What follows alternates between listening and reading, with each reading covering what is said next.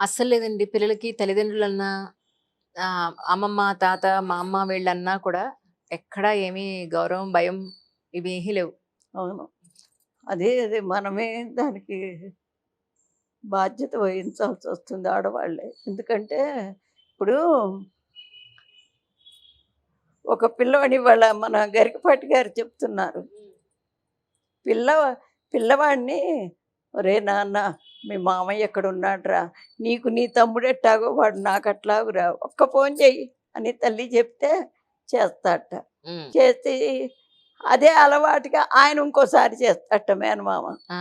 చేస్తే ఇంకొక 2 నెలలు పోయేసరికి మామయ్య చేద్దామని అనిపిస్తుందిట వాడికి. ఆ చేసినప్పుడు ఒరేయ్ మా నీకు నీ తమ్ముడెంతో నాకు నా తమ్ముడంతరా నువ్వు మామయ్యకి చేసావంటే చాలా సంతోషంగా ఉందని ఆ తల్లి సంతోషపడి వాడిని ఎత్తుకుని ముద్దు పెట్టుకుంటే వాడికి చాలా సంతోషం వేస్తుందిట. అట్లా మార్పు తేవాల్సిందే. చెబితే, కొడితే, తిడితే మాత్రం రాదు. కానీ ఎంత ఓపిక కావాలండి. కావాలి మరి. ఆడవాళ్ళకి కూడా ఇప్పుడు ఉద్యోగాలు కంపల్సరీ అయిపోయింది కదా! ఆల్‌మోస్ట్ 70, 80% మంది ఆడవాళ్ళు ఇంట్లో ఉండడం లేదు. బయటికెళ్ళి ఉద్యోగాలు చేస్తే గాని ఇల్లు గడవని పరిస్థితుల్లో ఉన్నప్పుడు, అసలు పిల్లలతో ఇంత బయటంతా పని చేసుకొచ్చి ఇంట్లో చిన్న గోలైనా కూడా కోపతాపాలు, తిట్టడాలు, కొట్టడాలు ఇవన్నీ వచ్చేస్తున్నప్పుడు అంత టైము, ఓపిక ఎక్కడ చచ్చింది జనాలకి? చెయ్యి చచ్చిందంటే మరి ఇంకా ఆడవాళ్ళు పూనుకోకపోతే అసలు సమాజం బాగుపడదమ్మా. పిల్ల ఎన్నింటికి స్కూల్‌కెళ్తోంది, ఎప్పుడొస్తోంది, ఎవరితో స్నేహం చేస్తోంది అనేది ఎప్పటికప్పుడు అబ్జర్వేషన్ ఉండాలి. ఎగ్జాక్ట్‌లీ. కరెక్ట్. కరెక్ట్ అండి. అట్లా అబ్జర్వేషన్ పెట్టుకుంటేనే పిల్లలు కాస్త దోవలోకొస్తారు. వాళ్ళు దోవలోకి రారు అనుకుంటే దానివల్ల సమాజానికి జరిగే నష్టం ఏమిటో కూడా వాళ్ళకి మనం విడమర్చి చెప్పాలి. మా అమ్మాయి అడుగుతూ ఉంటుందండి. దానికి అనవసరంగా బయట తిరగడం ఎందుకు? మీ క్లాస్ అయిపోయిన వెంటనే ఇంటికొచ్చేసేయొచ్చు కదా! అని అన్నప్పుడు, తమ్ముడు బయట తిరుగుతుంటే వాడు ఆడుకోవడానికి బయటికెళ్తే నువ్వేమనట్లేదు. ఒక అరగంట లేట్ అయినా వాడు నువ్వేమనట్లేదు. నేను లేట్ అయితేనే నువ్వు నన్ను తొందరగానే చేస్తున్నావంటే, అలా ఏం లేదు. ఇద్దరికీ చెప్తున్నాను. సేఫ్టీ, రక్షణ అనేది ఇద్దరికీ ఒక్కటే. కాకపోతే ప్రస్తుత సామాజిక పరిస్థితుల్లో అమ్మాయికి ఇంకొంచెం కేర్ అవసరం పడుతోంది. సో, దాన్ని వాళ్ళు అలా తీసుకోవట్లా. దాన్ని వాళ్ళు ఏదో మనం వాళ్ళని తక్కువ చూస్తున్నట్టో, లేకపోతే భయంతోనో, లేకపోతే వాళ్ళకి మనం సెక్యూరిటీ ఇవ్వలేని పరిస్థితిలో మనం ఉన్నామనో ఇలా తీసుకుంటున్నారు. అలాంటి పిల్లలకి ఆడపిల్లలున్న తల్లిదండ్రులకు మీరేం చెప్తారు? ఆడపిల్లలకి తల్లిదండ్రులంటే అమ్మా సామెత ఉంది మనకి. అరిటాకు పోయి ముల్లు మీద పడ్డా, ముల్లొచ్చి అరిటాకు మీద పడ్డా నష్టం అరిటాకుకే. అవును. అట్లాగే మరి మగవాడు ముల్లు లాంటి వాడు, అరిటాకు లాంటిది ఆడపిల్ల. మరి ఇద్దరు కలిసి అనుభవిస్తారు గదా! అట్లాంటప్పుడు మరి దీనికే ఎందుకు గర్భిణీ రావాలి? అదే కదండీ! అంటే భగవంతుడే మనకవన్నీ ఏర్పాటు చేశాడు. ఏ చేత్తో ఏ పని చెయ్యాలి, ఏ కాలుతో ఎక్కడికెళ్ళాలి, ఏ నోటితో ఏం మాట్లాడాలి అన్నీ భగవంతుడు మనకి ప్రసాదించినవి. అవి కూడా ఒక విద్యలు. అవును. దాన్ని బట్టే మనం నడుచుకుంటేనే మనం సంఘంలో గౌరవంగా బతకగలం. లేకపోతే ఇప్పుడు అదే చిన్న ఎగ్జాంపులు మగపిల్ల మగపిల్లాడు, ఆడపిల్ల ఒకే ఏజ్ ఉంటారు. ఉన్నప్పుడు ఒకే పని ఇద్దరికి చెప్తే ఆడపిల్ల చేయలేదు. మగపిల్లాడు చేసేస్తాడు. ఎందుకంటే సృష్టిలో వాడి అవయవ నిర్మాణం అంతా దానికి తగినట్టు ఉంటుంది. భగవంతుడు అట్ట ఏర్పాటు చేశాడు. ఆడదానికి అట్లా కాదు. ఆవిడ ఎట్లయినా శుతిమెత్తంది.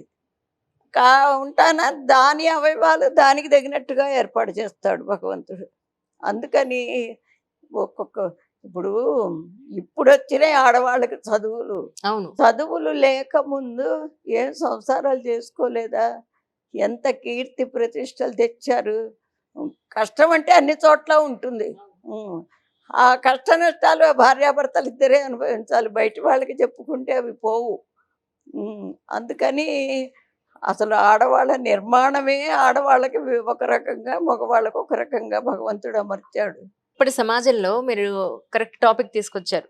వాళ్ళ ఫ్యామిలీలో, వాళ్ళ సంసారంలో మొగుడు, పెళ్ళాల మధ్యో ఎవరి మొత్తానికి వాళ్ళ కుటుంబ సభ్యుల మధ్య జరిగే గొడవలు ఒకళ్ళతో ఒకళ్ళు వీళ్ళు మనస్ఫూర్తిగా మాట్లాడుకోక, ఎవరో బయట పరిచయం అయితే, వాళ్ళతో ఇంట్లో ఉన్న సమస్యలని చెప్పుకుంటే, వీళ్ళు వాళ్ళకి దగ్గర అయిపోతున్నారు, అది ఇంట్లో ఉన్న వాళ్ళకి దూరం అయిపోతున్నారు. ఇలాంటి రిలేషన్స్ సమాజంలో ఎన్నో ఉన్నాయి ఇప్పుడు. నిజంగా మీరు ఒక పాయింట్ మాత్రం ఆడవాళ్ళు ఖచ్చితంగా నేర్చుకోవాలి. ఇంట్లో ఉన్న సమస్యల్ని బయట ఎట్టి పరిస్థితుల్లోనూ చెప్పకూడదు. చెబితే మనం చులకనైపోవడమే కాకుండా 10 మంది మన మీద రాళ్ళు వేసేలాగా, మనల్ని 10 మంది ఓదార్పు యాత్ర చేసేలాగా మనమే చేసుకుంటాం. మీరు కరెక్టే అంటారా మీరు? అది కరెక్ట్. అందుకే ఉమ్, సంసారం అంటే గుట్టుగా ఉండాలి అంటారు. పోనీ మన సమస్య తీర్చేట్టు ఉంటే ఎవరైనా వాళ్ళకి చెప్పుకోవచ్చు. కానీ మన సమస్య ఎవరు తీర్చరు. అవును. పరిష్కారం చెప్పినా కానీ తను అనుసరించరు. దాహం ఎత్తే బిందె దాకా తీసుకుపోతాం కానీ ఎవడు తాగిస్తాడు? అందుకని భార్యాభర్త ఇద్దరే, వాళ్ళు కొట్టుకొని తిట్టుకొని జీవితాంతం ఒక చోట ఉండాలి కాబట్టి. ఆ, ఏదో ఇప్పుడు ఒక సంవత్సరం ఉండి అవతలకి వెళ్ళిపోయే వాళ్ళు కాదు. జీవితం పోయేదాకా అక్కడ ఉండాలి కాబట్టి అసలు దాంట్లో ఎంత సైన్స్ ఉందండి. ఆ, దాంట్లో ఎంత సైన్సు. మరి భార్యాభర్త సంబంధం ఉంటే అది ఇంకొకటి దగ్గరికి వెళుతూ ఉంటే అసలు మకిలు పట్టిపోదు అదంతా. ఆరోగ్యం అస్సలు ఇదైపోతుంది కదా. అవును, అవును. మరి దానివల్ల సమాజానికి చాలా నష్టం. రోగిష్టిమారిదైపోతుంది సమాజం కూడా. ఇప్పుడు ఇన్ని రోగాల కారణం అదే. తినకూడని పదార్థాలు తినటం, వెళ్ళకూడని చోట్లకి వెళ్ళటం, చెయ్యకూడని పనులు చేయటం, ఇట్లాంటి దానివల్ల అసలు సమాజమే చెడిపోతుంది. నిజం. ఇది పిల్లలు అసలు ఆలోచించట్ల. అందుకని వాళ్ళకి నెమ్మది నెమ్మదిగా చెప్పాలి. వాళ్ళ పెద్ద పిల్లలకి అసలు ఏం చెప్పలేము. ఇప్పటి నుంచి చిన్న పిల్లల్నే ఒక పద్ధతిలో తీసుకొస్తే వాళ్ళు ఒక దోవలోకి వచ్చి, ఇప్పుడు కాదు ఇంకా 20 ఏళ్ళు పడుతుంది. వీళ్ళు మళ్ళీ 20 ఏళ్ళు వచ్చే ఈ చిన్న పిల్లలు 2 ఏళ్ళు 3 ఏళ్ల పిల్లలు 20 ఏళ్ళు వచ్చేదాకా ఈ సమాజం అట్లాగే ఉంటుంది. ఈ మధ్య నన్ను ఒక యూనివర్సిటీ వాళ్ళు ముఖ్య అతిథిగా పిలిచారు. పిలిస్తే వెడితే అక్కడ ఒక ఈవెంట్ ఏదో జరుగుతోంది. వెళ్ళి కూర్చుని చూస్తూ ఉన్నాను. చూస్తే నాకు ఎంత బాధ అనిపించిందో. చదువుకునే ప్లేస్లో, అంటే ఇప్పుడు నన్ను తిట్టుకుంటారు చాలా మంది. ఇలాంటి ఈవిడ ఈవిడ పెద్ద పత్తిత, లేకపోతే ఈవిడ ఇలాంటి బట్టలు వేసుకోకూడదని మాకు చెప్తుందా అని నన్ను అనుకుంటారు. కానీ విద్యార్థులు ఎవరైతే చదువుని ఆర్జించాలి అని అనుకుంటారో అలాంటి ప్రదేశాల్లో అయినా ఖచ్చితంగా ఇలాంటి ఈ యూనిఫామ్ అనేది పెడితేనే మంచిదని నా ఉద్దేశం అండి. ఎందుకంటే మొన్న వెళ్ళినప్పుడు ఎంత బాధేసిందో. టీచర్స్ ఉన్నారు, లెక్చరర్స్ ఉన్నారు, ప్రొఫెసర్స్ ఉన్నారు, డీన్స్ ఉన్నారు. ఇంతమంది ముందు వాళ్ళు మొత్తం బాడీ అంతా బయట వేసుకున్న బట్టలు వేసుకుంటే, చదువుకోవడానికి కదా వాళ్ళు స్కూళ్ళకో కాలేజ్కో వెళ్ళేది. అలాంటిది వాళ్ళు ఎలా కాన్సన్ట్రేట్ చేస్తారు? అమ్మాయిలు అబ్బాయిలు అందరూ కలిసే చదువుకుంటున్న రోజుల్లో మనం ఏది తప్పు పట్టట్లేదు. కానీ ఆ వయసులో అట్రాక్షన్ అనేది ఎంత దారుణంగా ఉంటుంది. అవును. అప్పుడు మెచ్యూరిటీ ఉండదు కదా వాళ్ళకి. సో అలాంటి విద్యా సంస్థలకి, తల్లిదండ్రులకి, పిల్లలకి మీరేం చెప్తారు? ముఖ్యంగా టీచర్స్, మేడమ్స్ వాళ్ళలోనే మార్పు రావాలమ్మా. వాళ్ళు కూడా పంజాబీ డ్రెస్సులు వేసుకుని వెడుతున్నారు. వాళ్ళు కూడా చుడీదార్లు వేసుకెడుతున్నారు. అంటే ఇప్పుడు ఇంకొకటమ్మా, అస్సలు భర్తకి చూపించాలి, పచ్చిగా చెబుతున్నా, భర్తకి చూపించాల్సిన పార్ట్లన్నీ పరాయి వాళ్ళకి చూపిస్తున్నారు. ఇప్పుడు మీరున్నారు, అందంగా కావాలి అని మనసులో అనుకుంటారు. ఏ ఆడపిల్ల అయినా అనుకుంటారు. అవును కదండి. అందంగా కావాలంటే తన మొహం తను చూసుకుంటే అందంగా ఉన్నానా లేదా తెలుస్తుంది. అవునా? ఎవరో చూడటానికి ఆ అందం వెనకాల. ఇప్పుడు నిన్న ఈ పూజకు వచ్చినప్పుడు కరెక్ట్గా జాకెట్టు ఈ బట్ట అంచు దాకా ఉండి, ఎవరు చూడటానికి తనకు కనిపిస్తుందా? తనకు కనిపిస్తుందా? తనకు అందం కావాలి. తనకు కనిపించేది ఏమిటంటే ముఖం ఒక్కటే. ఆ ముఖాన్ని నువ్వు సవ్యంగా పెట్టుకో. అవును. ఎవరి కోసమో చూపించడానికి ఎందుకు ఇవన్నీ?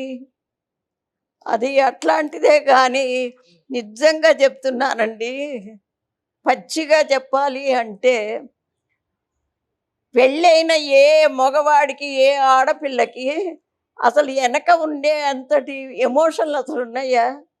లేవండి అస్సలు. ఈ లోపలే అందరూ హాయ్ అని చేతి పట్టుకునిట్టాడు. అసలు పరాయి మగవాడి చెయ్యి తగలటం ఏంటి? నువ్వెంతో పవిత్రంగా ఉన్నావు. ఉన్నప్పుడు అది ఎందుకు? మగవాళ్ళు కూడా దాన్ని ప్రోత్సహించకూడదు. చెప్పాలి మగవాళ్ళు కూడా. ఏంటి ఇప్పుడు మనకి వంట చేస్తున్నామండి. దాంట్లో ఏది వెయ్యాలో, ఏది వెయ్యకూడదో, ఏదేస్తే చేదుగా ఉంటుందో అన్నీ మనకి తెలుసు. మరి ఇది అట్లా చెయ్యకపోతే ఆ వంట అసలు ఎవరు తింటారు? అంతే కదండి. మగవాళ్ళు కూడా దీన్ని ఖచ్చితంగా ఖండించాలి. చిన్న పిల్లలు, ఇంత పిల్లలుంటే దానికి ఇక్కడి నుంచి చేతులు లేకుండా ఇక్కడ ఒకటి, వెనకాల ఒకటి ఏదో కట్టేసేసి దానికి ఇప్పటి నుంచే అది మొదలు పెడుతున్నారు. అసలు సృష్టి అంటే ఎంత పవిత్రమైన కార్యం. రాజుగారికి 10 మంది భార్యలుంటే వాడి ఇష్టం వచ్చినప్పుడు ఏ భార్య దగ్గరికైనా వెళ్ళొచ్చు. కానీ వెళ్ళడు. చక్రవర్తి కావాలి ఆయనకి. ఓహో! పుట్టేవాడు చక్రవర్తి కావాలి. ఎంత పవిత్రంగా ఉండాలి. బ్రాహ్మణ్ణి పిలిచి లగ్నం పెట్టించుకుని ఏ రోజు వెళ్ళాలన్నా సరే ఆ లగ్న ప్రకారం వెళ్తాడు. అందువల్లే పెద్ద పెద్ద రాజులు, మంచి చక్రవర్తులు తయారైనారు. ఇప్పుడు మన వాళ్ళు ఇది వేసుకోవటం పోవటం, అవును. అట్లాంటి పిల్లలే పుట్టుకొస్తున్నారు. అందుకని మగవాళ్ళు కూడా ఇది బాగా కనిపెట్టుకోవాలి. నిజమండి. ఎందుకంటే ఎంత పవిత్రమైనటువంటి స్థానం ఇచ్చిందండి అమ్మవారు మనకి. ఆ స్థానాన్ని కూడా పాడు చేసేస్తున్నారు. తర్వాత మ్యారేజ్ చేసుకుంటారు. మరి పెద్దగా ఏంటి హాలు మనకి ఫంక్షన్ హాలు కావాలా? ఎందుకు కావాలి? 10 మంది రావాలి, వాళ్ళందరూ చూడాలి. ఈ పెళ్ళి అని మళ్ళా రేపు సాక్ష్యంగా కూడా ఉంటారు వాళ్ళు. అంతమంది దీవెనలు మనకి మన జీవితంలో బాగా మంచి దోవలో వెళ్ళాలి. అది అసలు భావన. అవును.